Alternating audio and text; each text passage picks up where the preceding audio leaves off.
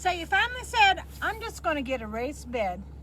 Didn't matter if it was metal, wood, stone, or something that you found behind the shed. You're just going to get just one for tomatoes. Next thing you know, you're collecting cardboard boxes.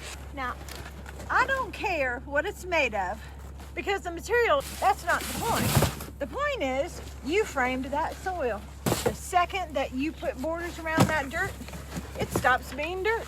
It becomes responsibility. You feel it once and think, well, that wasn't too bad. Then you realize tomatoes, they need compost. So now you're researching compost like you're background checking a babysitter. And making compost. One bed becomes two beds, because I can't just plant tomatoes in the same place again.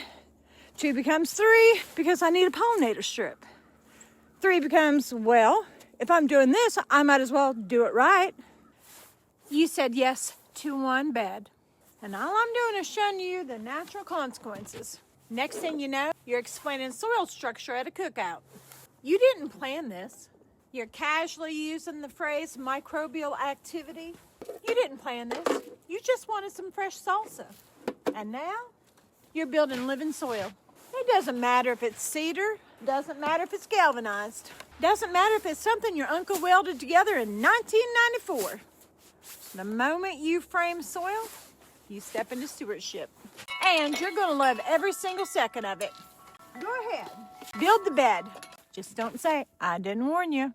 And the funny thing is, I didn't even warn myself. Because mine didn't even start with a raised garden bed.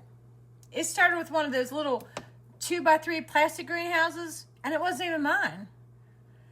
It was my daughter's. She handed it to me one day and said, here, Mom, you'll probably use this more than I will. And that tiny plastic thing is what got me hooked. I thought I was just starting with seeds. Few tomatoes. A little project. Next thing you know, I'm out here with raised beds, a chipper, a leaf vacuum, and a compost setup that looks like a side business. I mean, I make my soil the same way. A lot of us do. Mulch first, worms second, black gold at the end. And every fall, we're all collecting leaves like they're currency.